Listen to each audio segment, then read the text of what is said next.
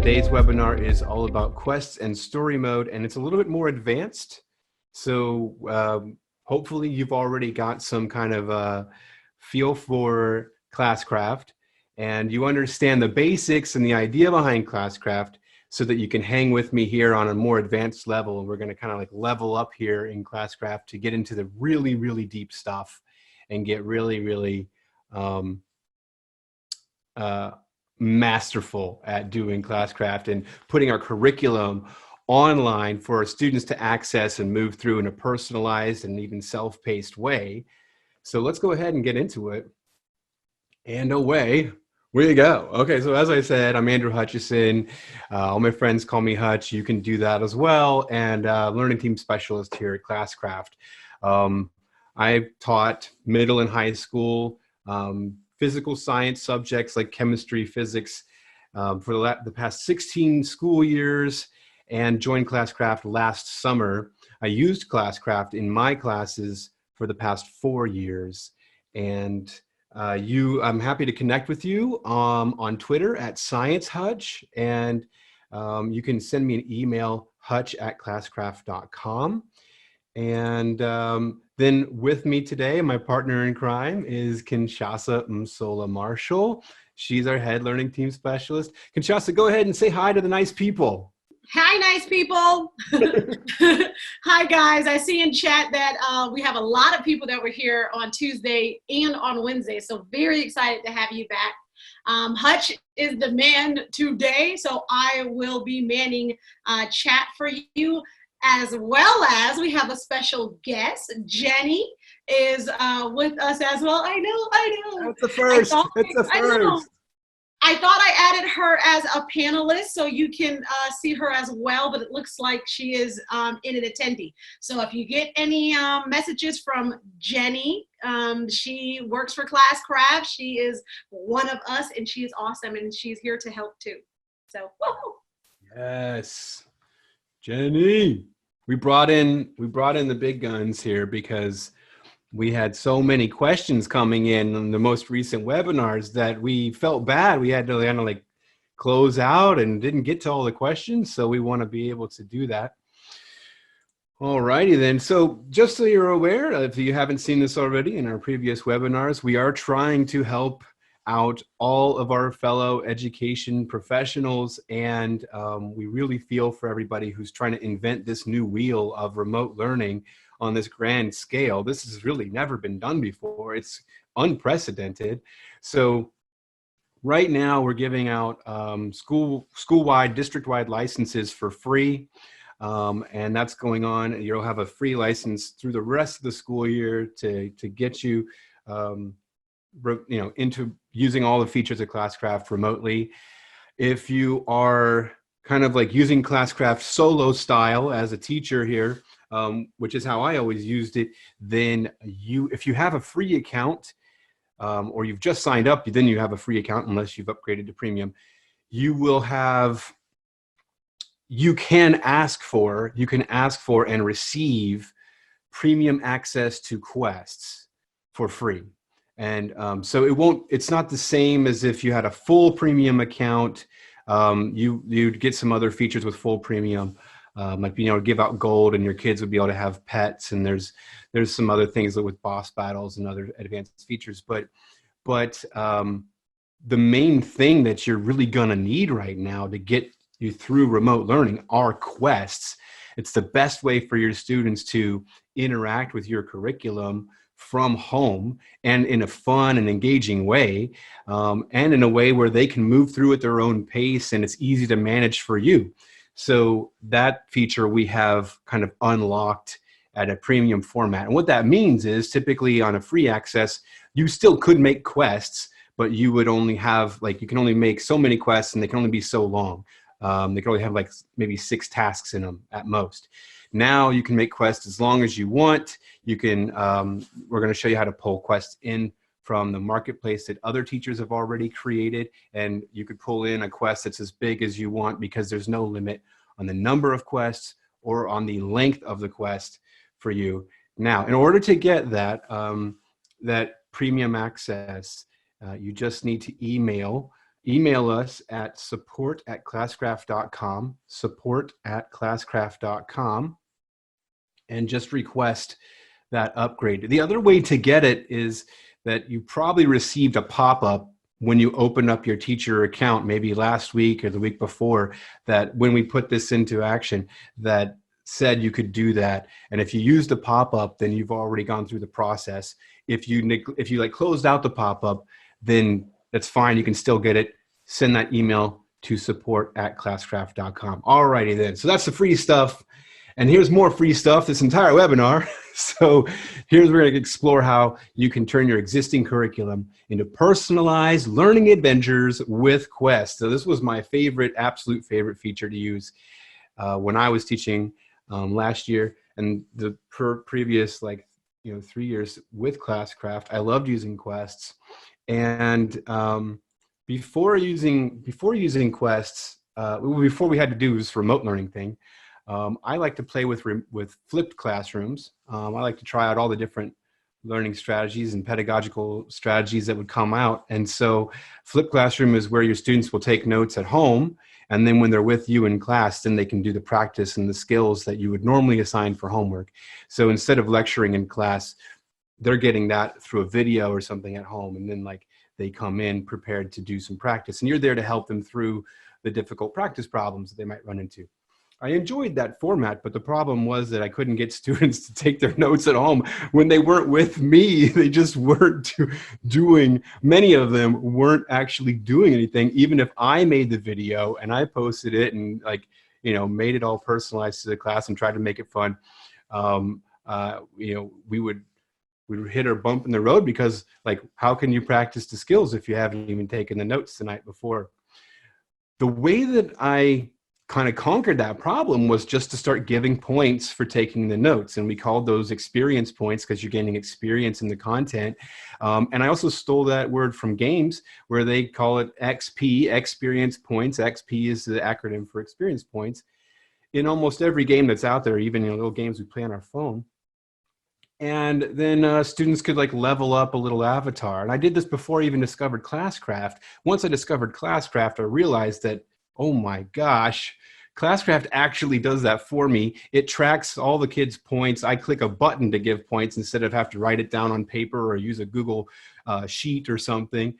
And it was amazing. So here's a picture of one of my students from my crazy science lab. And this entire lab bench is filled with papers that are completely full on the front and on the back. And what she had done in one night is she had taken all the notes that I had posted that they could take over the course of 3 or 4 weeks. And she had just done them all because she wanted to get all of the XP that she could.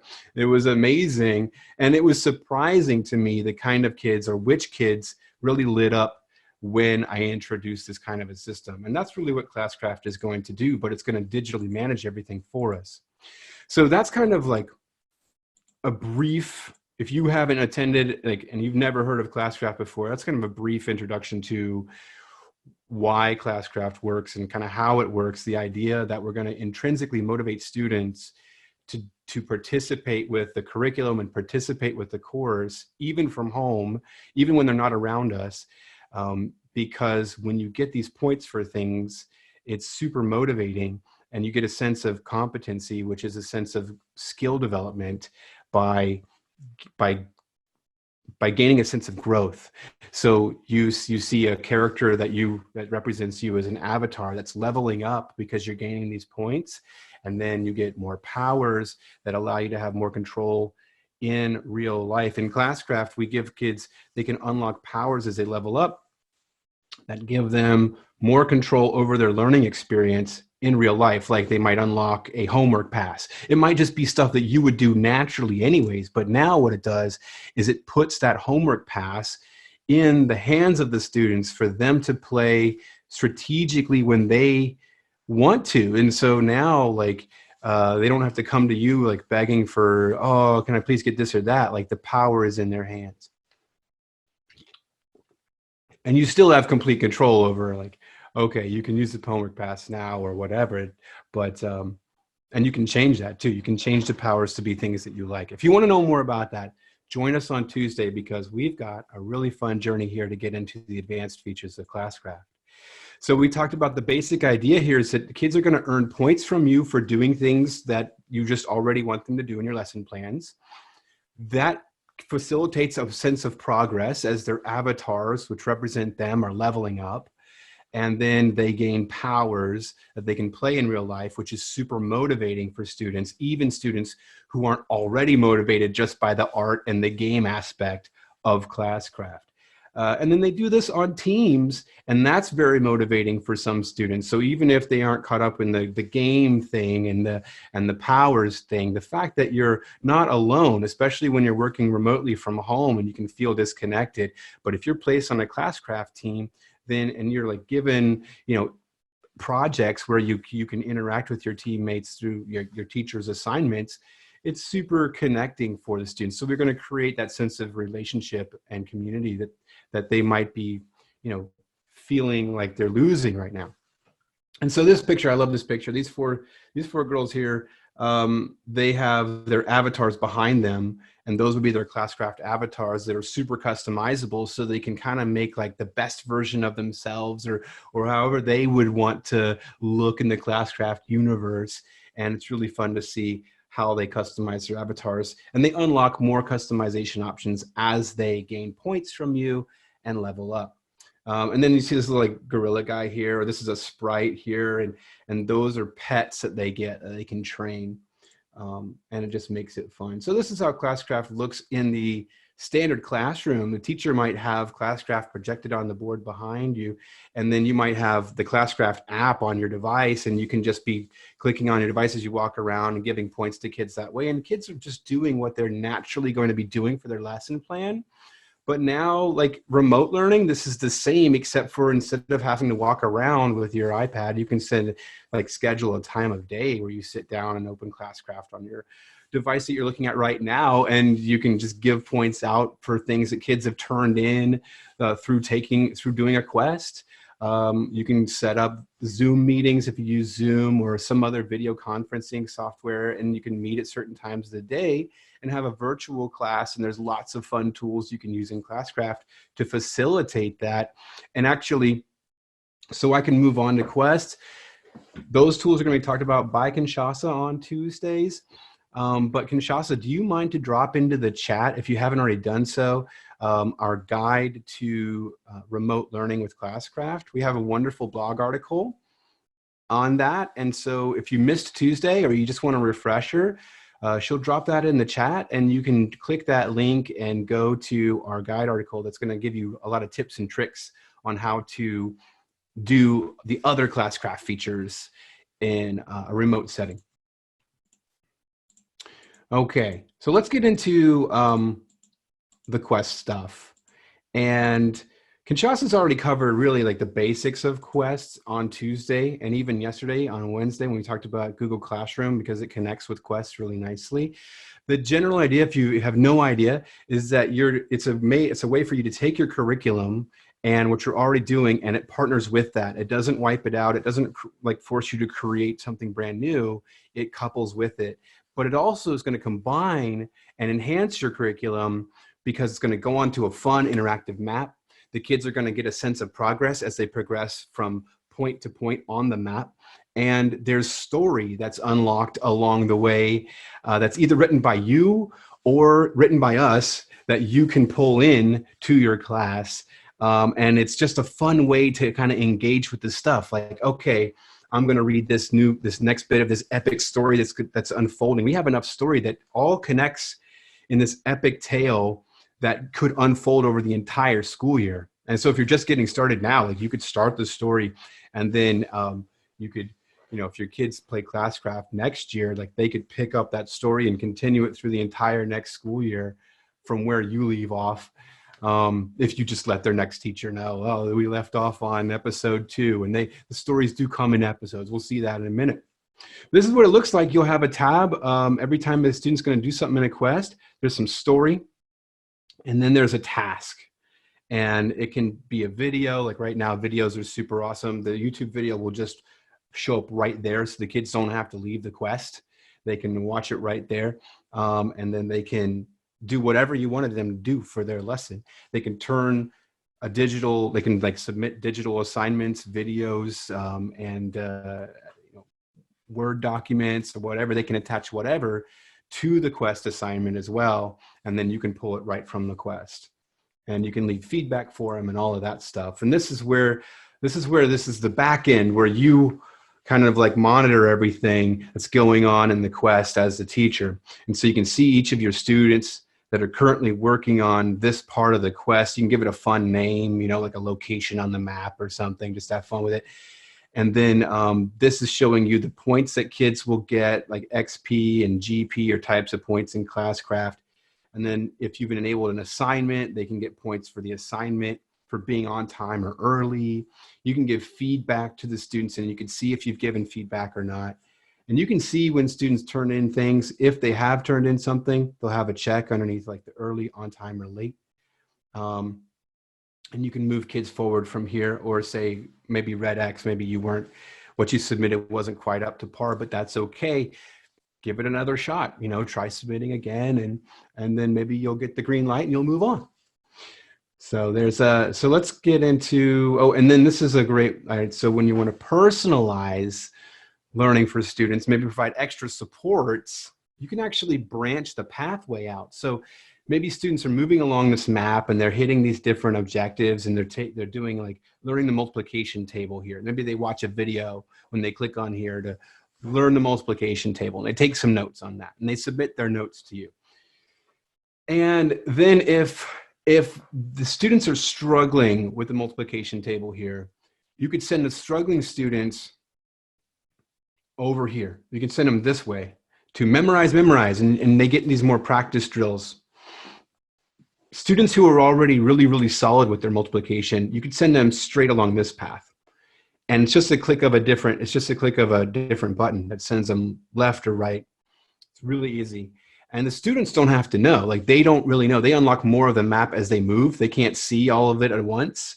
So, so you're not embarrassing anyone by sending them this way or that way. Like they don't really know that there was a different way when they're sent along that way. And if they talk to each other and they're like, well, I got sent to memorize, and I got sent to the town. Well, you know, I mean, that's okay. Like they don't necessarily know that you were sent one way or the other because you did poorly on something. They just might have thought like, oh, there's different paths in this quest. Oh, that's cool or something. And then once they're up to par, they can move on to the town. Maybe they're ready to do some kind of like teaching video and submit that would teach like a younger student themselves about multiplication, or that would teach the class, you know.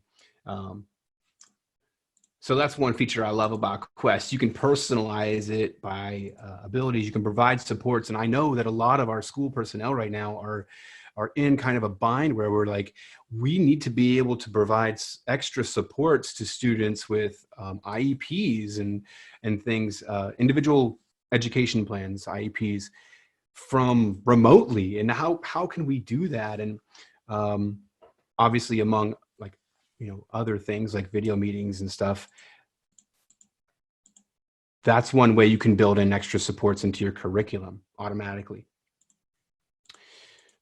Okay, so quests are motivating to learners. We talked about the story. Story's motivating for some kids, you know. They're gonna get excited about, oh, I just wanna, and all the characters here are the same kind of characters that they have for their avatar in the Classcraft universe. It creates this entire ecosystem of motivation where their avatar is a part of everything that happens within Classcraft, and the points that they get they can come from anything they do in Classcraft, and they all go into their avatar. And so it's just very connecting as an experience. But the students might get wrapped up in the power of narrative. They might want to, I know I had some students who just did the assignments so they could just see what happened next in the story. Some students just want to see what the map looks like. There's a curiosity there. And so this is what it looks like when a student is moving through. So I said they hit that learn the multiplication table, but they can't see the other paths until they're unlocked by you or unlocked by completing that assignment. And so students will want to like just be curious, and they just want to unlock more of the map by doing things. And then also it's going to visualize this competency need that I mentioned before, where as they move forward up this mountain, climbing the mountain, doing these different tasks, they're visually seeing their own inner progression and skill development with this project that they're working on. So they get this sense of accomplishment. It's not just, oh, I just turned the paper in and now I have to like make a video to present it. Like, it's like, oh, I'm moving forward. I'm gaining things. I'm gaining skill. I'm gaining points. There's a wonderful sense that they don't often internalize. They don't often make that connection. And so they get to visibly see that. So we're making this invisible growth visible in a fun way. All right, so now we're ready to talk about quick start guides. So if you need a quest now, if you need a quest tomorrow, like yesterday, let's show you how to do that. Now I'm going to go, so I'm going to kind of leave this presentation. We're going to get more interactive. I'm going to go play around in Classcraft and show you how to get this. We're going to go to the marketplace where there's free quests created by other teachers like ourselves. And then we're going to look at if you have your own lesson plans that you want to put in a quest, but you don't want to have to like write a bunch of story to fit in there. And you don't want to have to like build a quest from scratch. You just want to plug in your lessons and play. That's story mode. And then for those of you that want to like build from scratch, we'll look at that as well. So here I am in my Classcraft account as a teacher, and here these are class cards. And I recommend always just kind of playing around inside your demo class, like when you're going to do things, build a quest, pull in a quest from the marketplace and so on. So I'm going to go in my demo class. I'm going to practice what I'm preaching here. The cool thing about the demo class is these are fake students, so I can do things like give them points and like see what happens, and it doesn't really like affect any real kid. I can also view the game from their perspective, and that's really fun because you can actually play through a quest as the student and see what it looks like on their end too before you even assign it. But for now, let's just talk about how to get a quest. Like, I'm not going to play through a quest if I can't even get a quest. So here, this is called the world map. And this is where all of my quests that I can assign to my students are going to be living. And you can see I've got quite a large number of quests on here because I've been playing a lot with quests. And the gray ones with the grayed out eye, those are not visible to my students right now. The green ones are visible. I can filter my quests up here to show the active quests only, or I can filter them to show only the inactive ones that my students can't see, or I can just see all of them. Right here's our library. We're going to look at that in a minute. And this blue is where we want to go right now. Let's go find a quest on the Quest Marketplace. And you see a new tab opens when you click that. So I haven't left my class. It's still on this tab. Now we're on the Marketplace, and you can filter and search from over 1,000 free teacher created quests. Every quest on here is teacher made and Classcraft approved. So somebody at Classcraft, myself, has approved some of these. Kinshasa's approved some of them. Jenny's approving some of them, probably. Like, you know, today she's been approving some. They've all been looked at, and they've all been filtered by, like, you're not going to find anything on the entire marketplace that's going to have, you know, overly violent themes in the story, or gory themes, or a lot of cuss words or anything like that. It's all appropriate for school. So you don't have to worry too much about that, but you do want to view the quest before you just assign it. And there's some specific things you want to view, and I want to show you those right now. So let's kind of play. This is a wide world. This is like the old West. It's just, there's a lot here. So how can you make an efficient use of your time on the marketplace? Because we don't have a ton of time to be rummaging around in here. Well, you can browse by subject down here. You can see these are the best of the best quests, these featured ones. Quests of the months are the best of the best. And the teachers who are awarded this award are Classcraftified. And so these are real human beings who our artists have made a Classcraft avatar of them. And they get that avatar as different picture files they can put on their social media as profile pictures or whatever they want to do with it. Those are the best ones. So my first advice to you is just look through the quests of the months and you can see what they're good for. So like if I click on It's Just a Phase here, and so this one was done by Brittany Judkins, and she wrote this description for us to tell us what is going on in this quest. She's also, if there's extra resources, she's done an amazing job of giving us links to those extra resources that we would use. And then down here, these are the tags that she has connected to the quest to tell us that this is appropriate for these grade levels and these science subjects. And so it's mainly a chemistry or general science quest. That's good for grades 8, grades 10. And I think grade 9 isn't included just because chemistry is typically not taken in 9th grade. It's usually a biology thing in 9th grade. If you don't want to go through the quests of the months, or you look through those and you don't find something you want, go to the filter, go to the search, and let's do this. Let's make it timely. Maybe I'm teaching a life science class or a biology class. I'm sorry, I was a science teacher, so you're going to get that from me.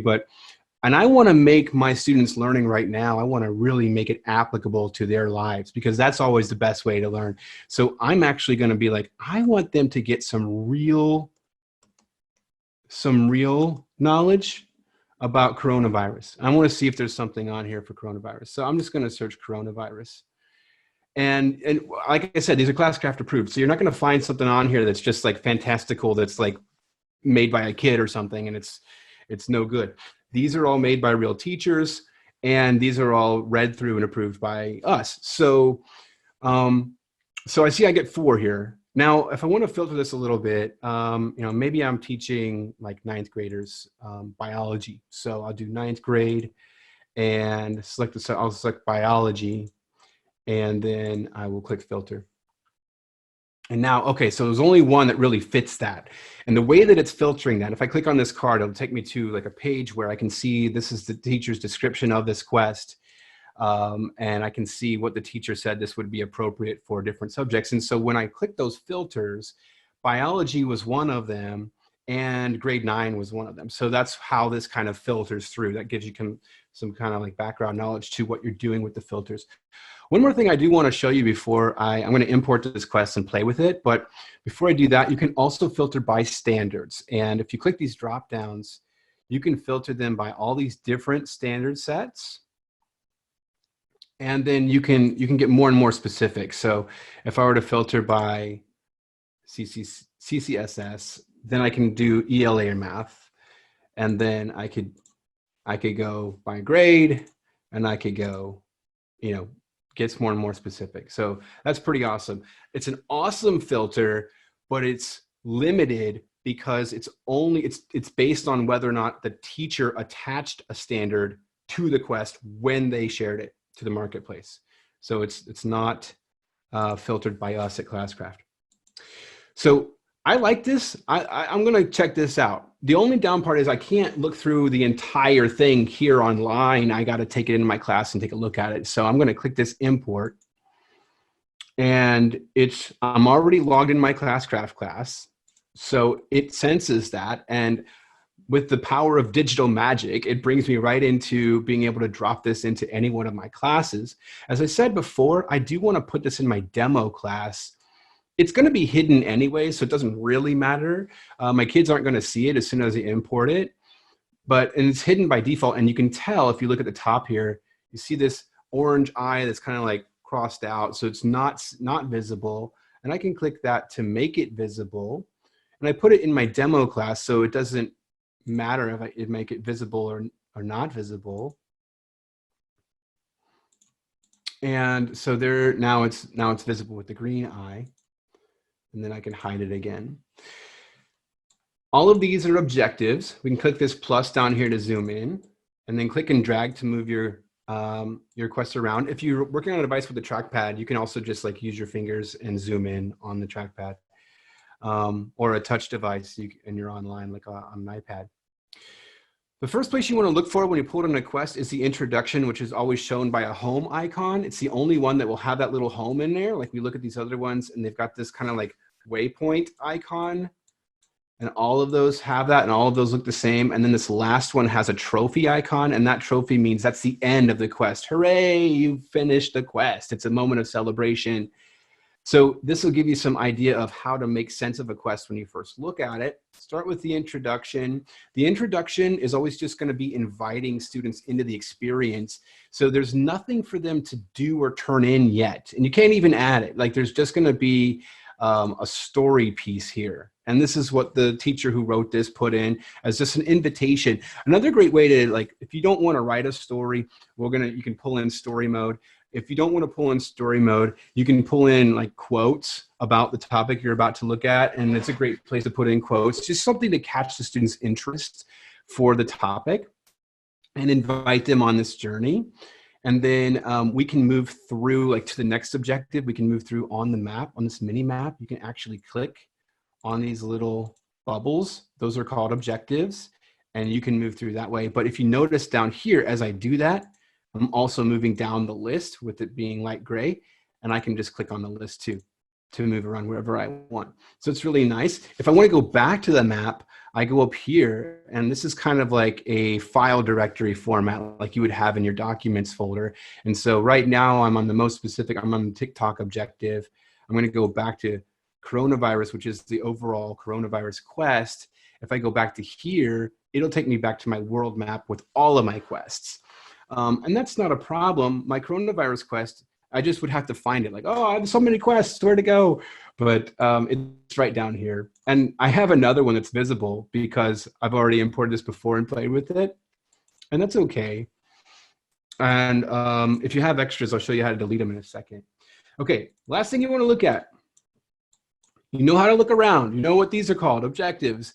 The blue lightning bolt up here means it's self-paced. That means that students can move through this at their own pace, which self-paced kind of indicates.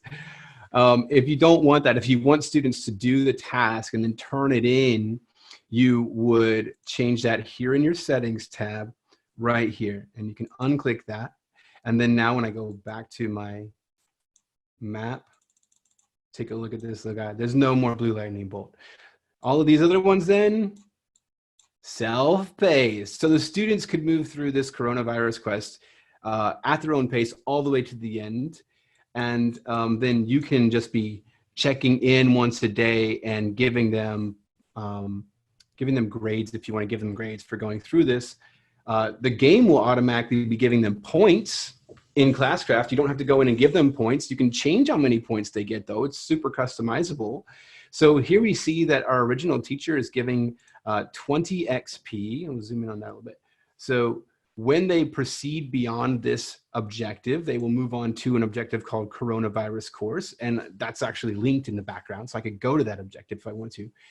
And then right here, they will get 20 experience points for completing this objective, and they'll get 20 gold pieces in their little Classcraft, like bank account for completing this. If you want to up it, I typically will give out a lot more experience points than gold, and I'm a little more stingy with the gold. And the reason for that is the experience points, if you have a main points system that's in Classcraft, the experience points are the main points. Those are the points that actually level the student up. The gold is a fun extra that students can use to purchase cooler customizations for their avatar. And right now I can see no students have unlocked this objective yet, which totally makes sense. No one's in this objective because I just imported it and no one can even see it yet. And then there's the story that came with it. And now we see a task for the first time because this is our first task objective. And now there's 3 things for students to answer. And in the settings, this is what you really want to check when you import a quest, because the settings, if you're enabling an assignment, that means that students will be able to, they'll have an assignments tab up here, and they'll be able to digitally submit something like a Word document or a video themselves or whatever they can attach they can attach like all kinds of stuff. And they'll be able to turn that in. But you want to change the due date because it's always going to be old, because it's going to be the original due date that the teacher who made this put on. So you want to bump that up. Here's the current day in yellow. So we maybe bump it up to like April 10th and change the time however you want to change the time. And then these rewards are different from the rewards you saw before. There's still experience points and gold points. They're not different points, but this is what students will get on top of just moving beyond the objective. They will get these points if they turn in that assignment by this date and time. So I will always make these more because I really want to encourage the students to turn in their assignment on time. And I love this. You can enable an early submission reward, and you can, I always make it like one day before. So if it's April 10th, then I'll make this one the early of April 9th. And then I make this way more, like at least double, because you want to really get kids excited about turning something in early and help them like develop a habit of working ahead and being a go-getter and like eliminating that procrastination that we all can slip into. And I love this. This is great. You can enable a class discussion. Notice if I click this, a discussion tab pops up here. If I take it away, it's just not there. This discussion is the only way that students can actually talk to each other in all of Classcraft. There is a class messaging feature on the left here, but that is only kind of like a communique between you and the students. We don't want any cyberbullying or anything like that, and we don't want you to have to monitor that kind of thing. So there's none of that going on. If you enable a discussion, this discussion only lives right here in this coronavirus objective, and you can enable a new discussion in every other objective. My recommendation for enabling a discussion, only do it if you want the objective to be about having a discussion, because otherwise you're gonna have to be checking in on these discussions all the time.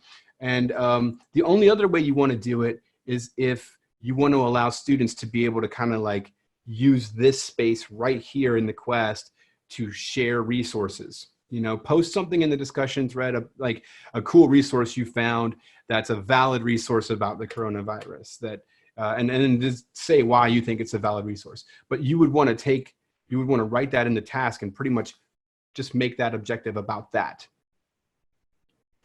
And another like tip from experience, if you're going to have a discussion thread, start it off with the prompt for the discussion, like put it right there.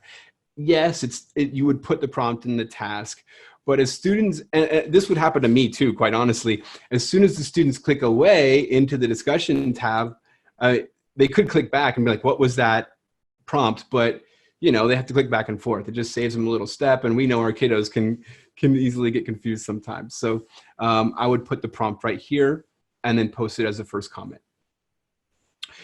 Okay, so I'm going to take that away because this is not about having a discussion. And then if you don't like an objective that you pulled in, you just don't like it, you can delete it. And let's see what happens if I do that. Bam. Now it's like, warning, stuff's going to happen. If students have turned things in, that's going to be lost. Okay. The quest path may break, and you might break the quest. Okay, let's do it. Bam. And we'll see what happens here, and I'll show you how to fix it. Oh, my quest path is broken. Look at that. They'll start here in the introduction, and they're not going to be able to get here because there's no connecting. Like if I click on the introduction now, look at this. This tells you what will happen when they move beyond. Oh, they move beyond with the green light. No new objectives are unlocked. It's broken. They have nowhere to go. No matter what, you click a green check or a red X for them, and they're not going anywhere. So how do we fix that? Really easy peasy, lemon squeezy. Let's go back to the map here. And up at the top, we can go into this connect objectives mode with this blue line. This is kind of like path edit mode. Now you get this blue bar at the top, you're in path edit mode. You can click on any objective and just hold down and drag, and I'm getting this arrow that's pointing out, and now just connect it. Connect the dots, yay. And if you zoom in, it does matter that you drag it from the intro to the next one because the arrow has to point in the right way. And then if I don't like what I did, I can trash it with the trash can. And then I'm like, no, I wanted that. It's back, yay. We talked about branching paths. So if you didn't care if students do the coronavirus course first, or if they do the questions and answers first, you can actually give them the option just by doing that. And now they can choose, once they read the introduction, they can be like, I'm going right to the questions and answers objective. It's totally in their power. And you kind of created this side path here. You can always move these around, like, oh, I want to put this up here now. You can just click and drag them around super easily. And then if you're like, you want to rearrange it, you can just go into edit mode and like, just get rid of this one.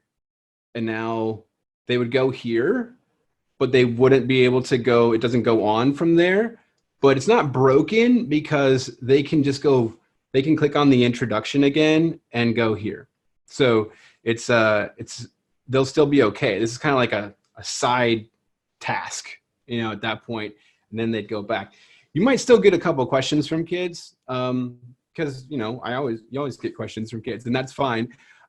So it might just be better to go ahead and connect it.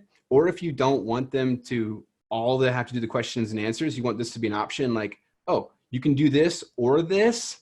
Easy fix is to connect this up to TikTok and delete this first one I made. Now it's ugly, but what's going on here is you created, now it's prettier again, but now you created two possible ways to get to TikTok. And they can either do the questions and answers, or they can do the coronavirus course.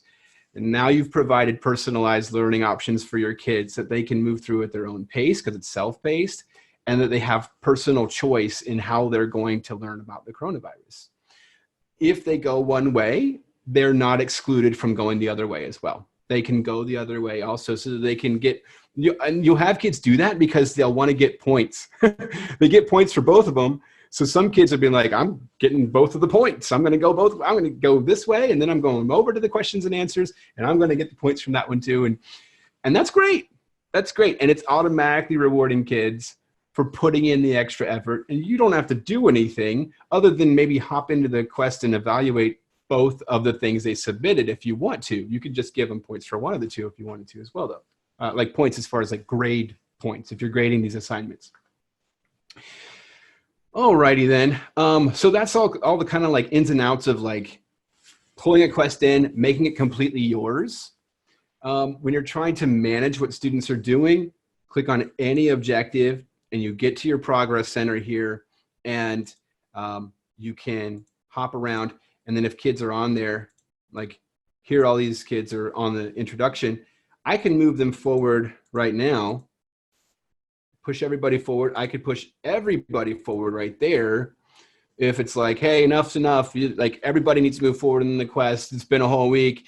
So those of you that haven't, I'm pushing you forward anyways. And you're just not going to get credit. They won't get credit for any assignments. They will get these points if you have points here, but they won't get credit for any assignments because they didn't turn anything in. And if they don't turn it in on time, they don't get points anyways for the assignment. So now what you have is everybody now can see, from the student's perspective, everybody can see both of these. And I'll show you that here. So this is what's cool about the demo class. These are all fake students. So let's go in as Toby.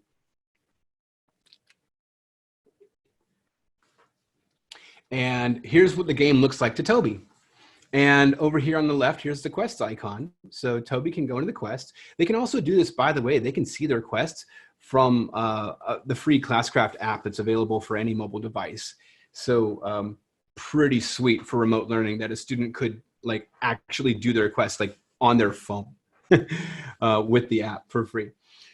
And here's all the quests that Toby can see, because these are the quests that I, as a teacher, have made green. Like I've made them visible. All those other gray ones that were all over my map, Toby can't see them.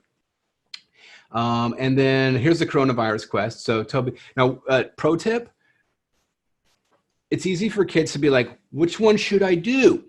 So either number them, like put the number in the name, or just release one quest a week or one quest every 2 weeks. It's a lot of work for you to try to have a different quest every day. I do not recommend that. That is a lot of work and you're going to burn out. But what I would do is I'd have a quest that represents a chapter. If we do chapters, if you do learning units, like I would teach like motion, speed and velocity as a unit, and that would take us a couple weeks, I would make a motion quest. And then maybe the next thing we learn is forces. And so you can see a forces quest down here, and that would last an entire unit. Just let it last a couple weeks. and then only have 1 or 2 visible on here. What's a fun thing to do is to pull in, I'm going to show you this right now. Now that we're at this point, we're at a great relationship in using the marketplace. I'm going to share my favorite. This is one of my favorite quests out there, and I think this is amazing for remote learning right now. Go in the quest, search side quests. You're going to find a bunch of things, because a lot of teachers have had this idea of like, what if I have this quest that's just available as like side things that kids can do when they're bored? You know, it's just always available on the world map. You can just go in and get extra experience points, extra gold points in there on your own whenever you want to. Great idea. My favorite side quests one, let me pluralize this to filter it a little better. Right here, extra XP side quests. It's by one of our ambassadors, Arcadia Parson. She's a master quest maker, and I'm gonna recommend that you grab that one up. Like, grab it up. I don't need to click import. I've already got it in here because it's one of my absolute favorites. It's important to note what she's gonna mention here. This is basically like a bounty board system. And Toby can't see it because I don't have it visible. Remember, this is Toby's view. But here's my teacher view on this other tab. And my side quest is over here. This thing looks like a beast, but look at it just as a sunburst, all radiating out from the home right in the middle. And what it offers kids is essentially like, you read the introduction, and now they can go out to any single one of those, and they can choose like what to do. It's great. It's great.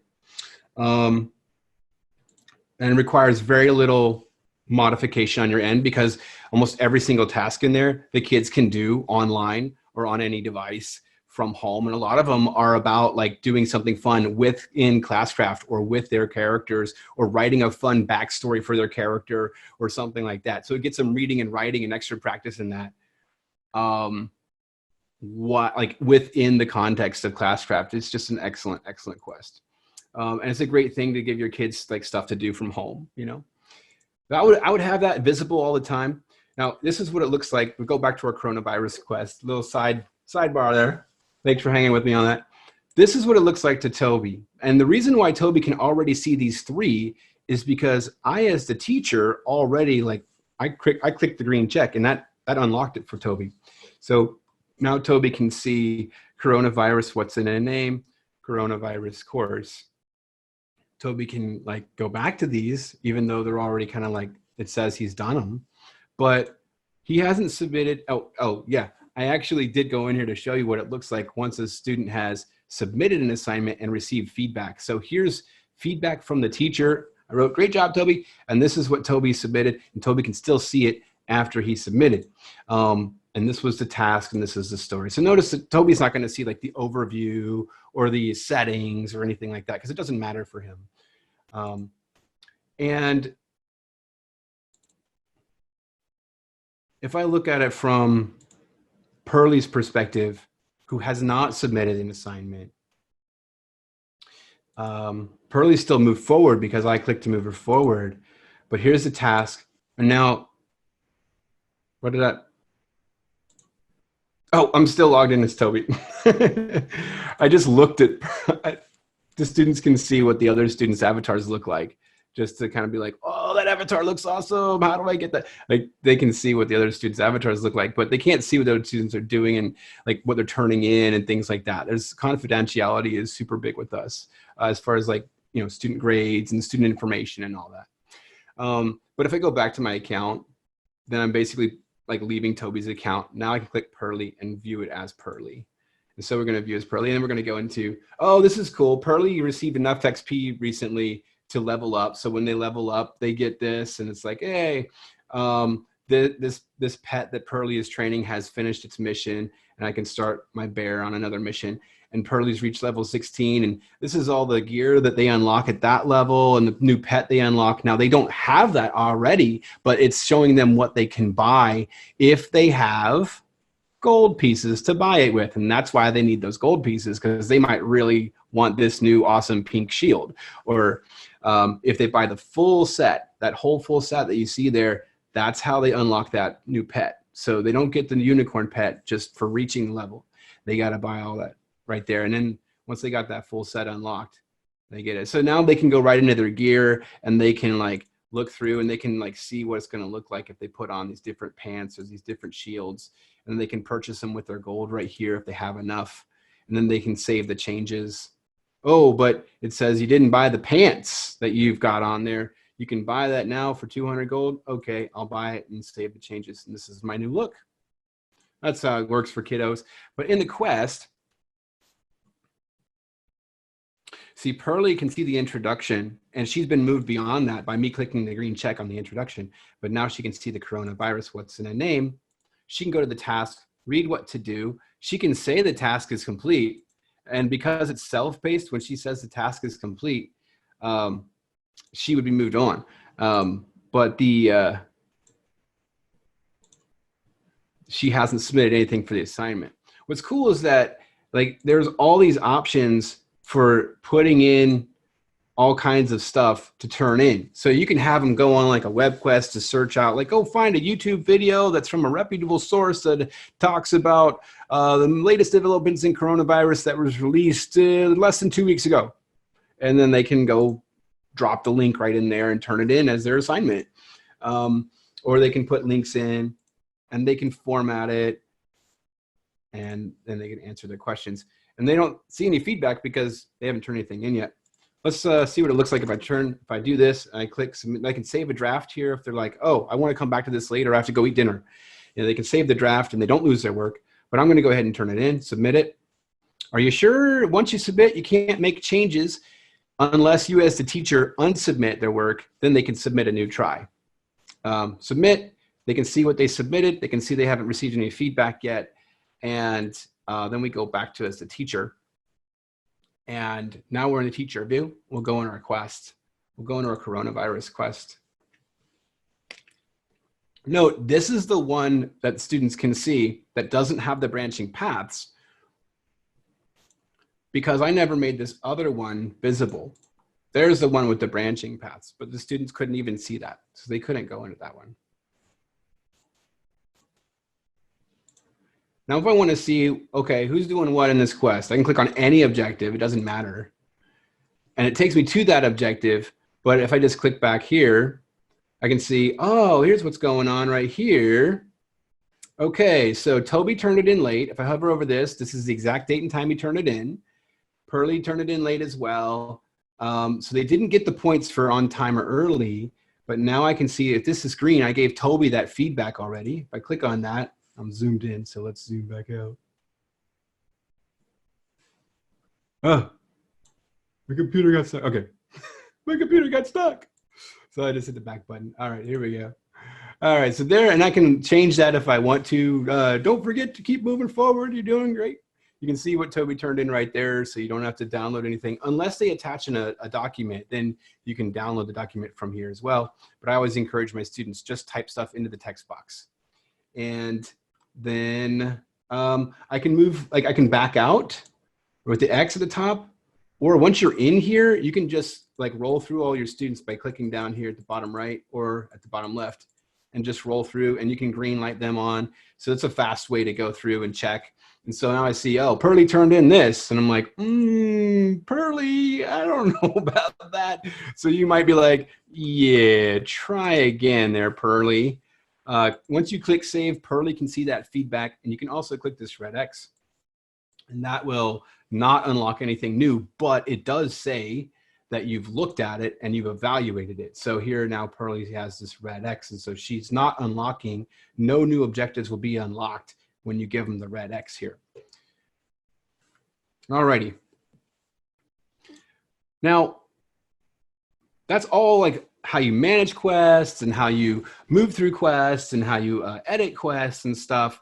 Let's see how to get quests other than the marketplace. So let's go back to my world map here, and let's just go back to the marketplace, which I still have open in this tab, or I could click right there, but it's open already in this tab. Well, one of these tabs. It's open. Here it is. There's the marketplace. Okay, so I'm going to click up here to go back to the main page of the marketplace. Here we are. the first thing you see on the marketplace is actually a portal to story mode.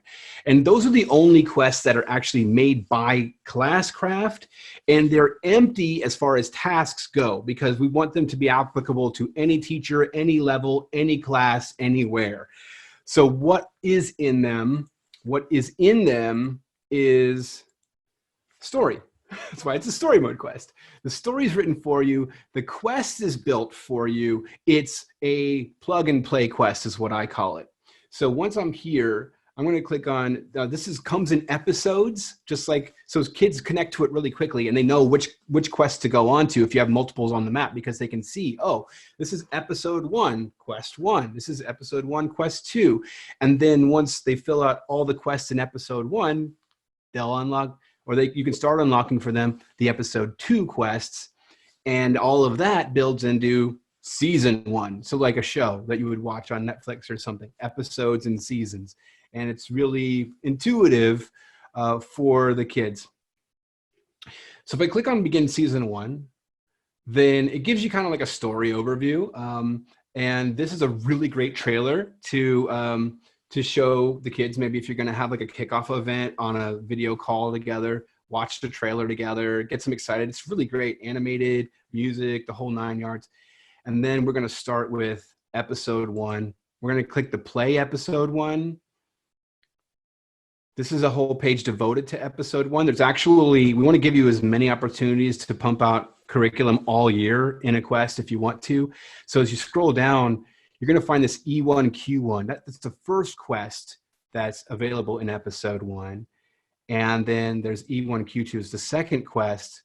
And then there's a third quest. There's actually 3 quests that you can import that all string together. It's not the same story over and over. It's all of that fills out the story of episode 1. And of course, you want to start with the first one. The really cool thing about story mode is that it's super connected within Classcraft, meaning that this story, and again, it's just like pulling something in from the marketplace. You get to pick where you're going to put it in. I'm going to put it in the demo class and import this quest. You're going to see like 5 of them in here, because once I go to the map, I've put this quest in my map like a bunch of times. So you see the quest is built for you. The quest is already like has places on the map that are featured in the story. So when you click on the introduction, the kids will see this story here. That door is the door to the cottage that you see on the map. So that map, that's that door right there. So you can move stuff around if you want to, but there's really no need because it's all super connected. And there's a tower here. This crazy tower has magically appeared, and it magically appears in the trailer if you watch it. And you're kind of investigating, like, where does tower come from? What's going on? So it's all designed to be super motivating for the kids because it's all connected. And so as you click into the first task, now you see more story. The story continues. And now the task is empty. So you can put in the task, like whatever you want to put in. I would usually put in like notes first thing. And then the second task, you might put in like more notes if you have a couple topics. You want to like kind of micro. You don't want too much in a task because kids aren't going to read a whole like long, crazy thing to do. You want to put in as many pictures as you can and videos to make it more engaging for the kids to engage with the task. But be direct in the task. Turn this in. Use the assignment tab or use a discussion. And again, the discussions are right here. Respond to 2 people. Like be super specific and super short as much as you can. And you'll have more success with it. You can turn it into self-paced here if you want to. Otherwise, they all start off with like teacher check-in. So the students will wait for you to evaluate what they turn in. And then you can move them on. All right, so that's kind of plug and play. Like the task name might be like, if this was a quest on speed and velocity, like the first task might just be like speed notes or speedy notes. You know, you have a little bit of fun, but try to be somewhat descriptive with the task name. The super fun name is like the objective name over here, the fastest way down. And then that kind of makes sense to put in my speedy notes, because what's happening in the story is there's an avalanche and they're all running, and then you can connect it if you want to. Like you might have a little fun and be like, you're running from the avalanche and you cover this much ground in this much time. Like, what's your speed? You know, or you don't know how to find that out yet. So here's a video on speed. And it just, you pop it in here from YouTube and it'll show them like, okay, take notes on this video and turn them in on the assignment and enable the assignments. Set a date that works for what you got going on. Give them some points for turning it in. 100 XP is a good number of points. And then like 10 to 20 gold is good. And then early submission reward. It automatically will set a day before, by the way. So if you don't click anything, it'll automatically do that for you. And then give them a whole bunch for turning it in early, you know? Now, one thing you should know, in case you care, if they turn it in early, they not only turn it in on time, so they get this too, but they also get this. So a kid who turns this in early will get 300 XP and 10 plus 50, they'll get 60 gold, which is fine by me. If a kid's turning in something in early, I'm pumped about it. So I'm giving them tons of points. I don't care. Like, these are free points for me. Like, I'm here. If you get more excited, points. Now, if you're giving them thousands of XP at once, if they're leveling up like every time they complete a quest step, that is too fast, because once they level up to, I think, level 18, they now have unlocked, like, or they can buy, if they have the gold, all of the armor sets available in the game. And there's not a lot of like new in-game rewards to be unlocking. They still need to get the gold from you to get there, but level 18 is it's not a cap. They can level up to like level 99. But as far as unlocking new pets and new gear to customize their avatar, level 18 is where it's at. And by default, it takes 1,000 XP to get up to leveling up. If kids are in multiple classes at once with the same avatar at the same school, the game automatically adjusts that number, by the way. So it automatically knows, oh, you're in 2 classes with the same avatar, so you could be getting twice as much XP as this other kid who's in the same school but only in 1 class. Like, so this kid will level up at like 1,000 XP, and this kid will, in 2 classes, like they might need 2,000 XP to level up. The game automatically does that. You don't even have to worry about it. The only reason I brought that up is because if you're setting points, that's why I'm not dropping 1,000 XP here. I'm putting in 100. And then if I give them like, you know, enough XP to level up after this quest, and this quest takes them a week, that's really good pace for leveling up. You don't want to take a month to level up, but you also don't want to be leveling up like every day, because you're going to burn through the whole like available rewards. So a good rate is like level up once a week or once every other week. Especially in the beginning, like give them lots of points in the beginning, like get them really excited to get them into the game, and you can get a little stricter with it as you go. Like you're essentially making the game harder if you just give less points the further along you go after like a month or so. It's just a little bit of pro tip there. Okay, so that's story mode. Story mode gives you a story, gives you the quest already built. It's always going to be pretty short, because when we had teachers like limited by free accounts, we still wanted them to be able to use story mode quests.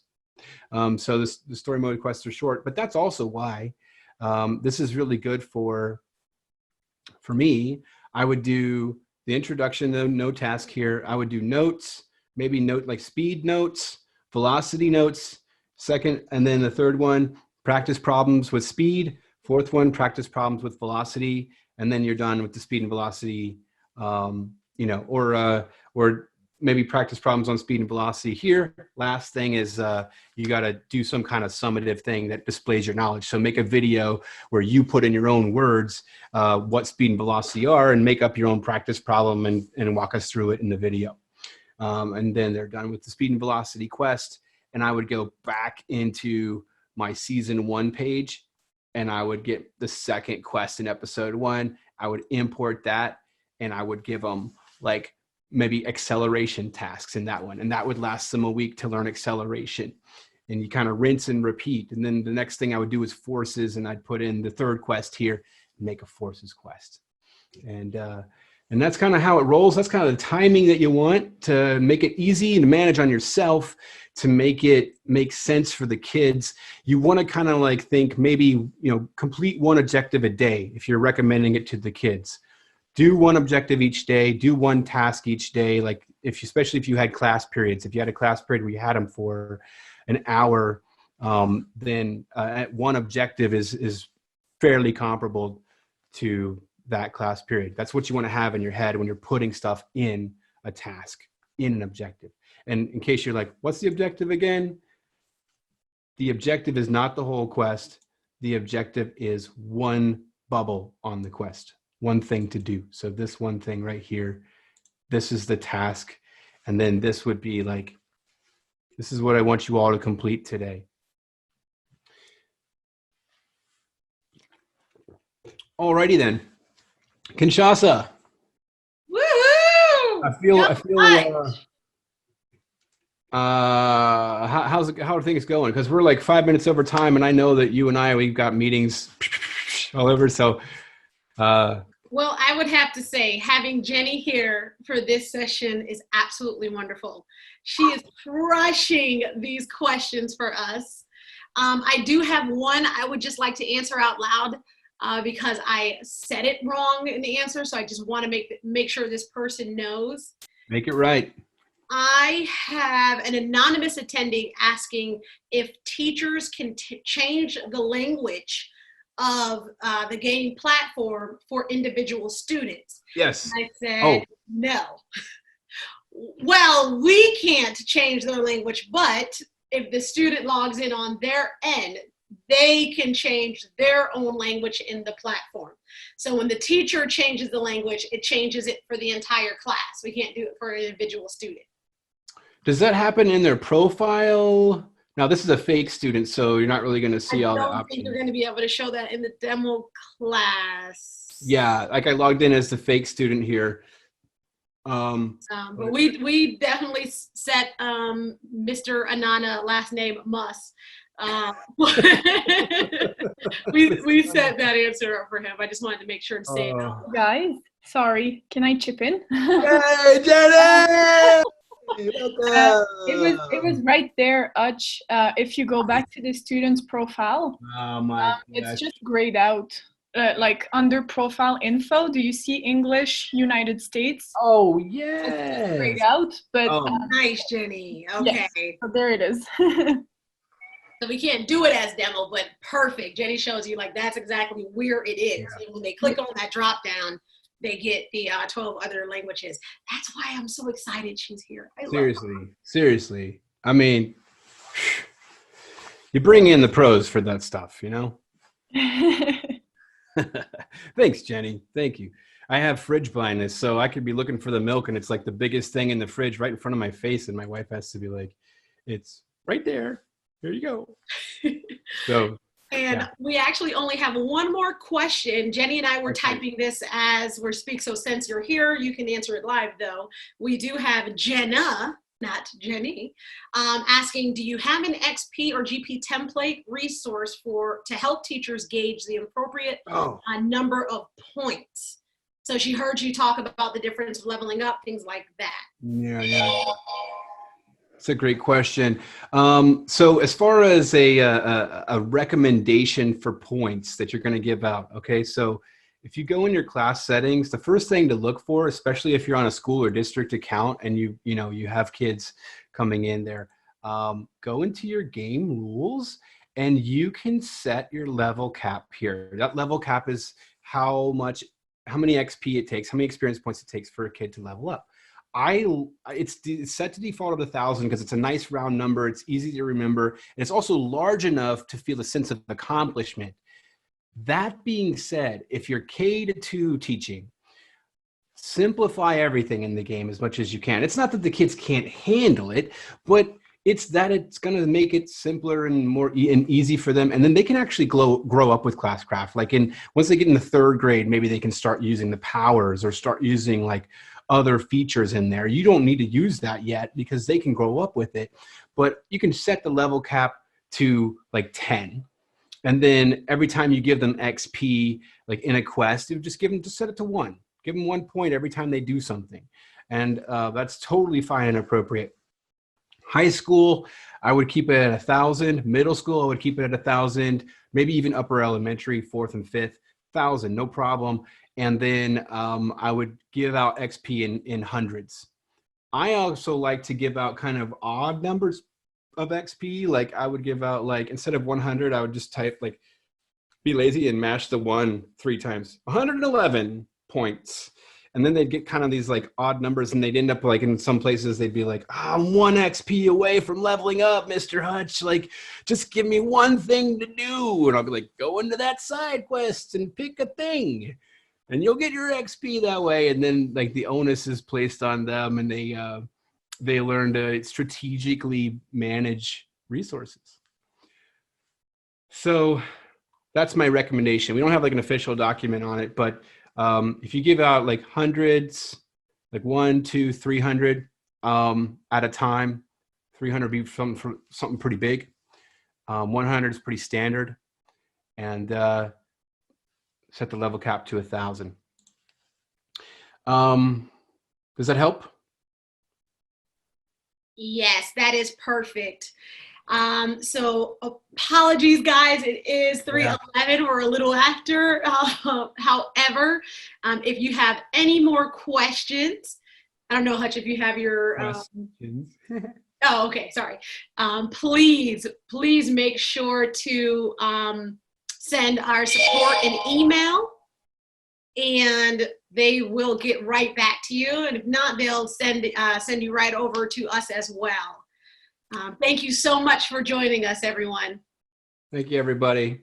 Last thing I'm going to do here is I'm dropping this sharing link for this document in here. For those of you who want to be really hardcore with quests and you want to build something from scratch, this is a template that you can put in everything in a document before you're messing around in Classcraft.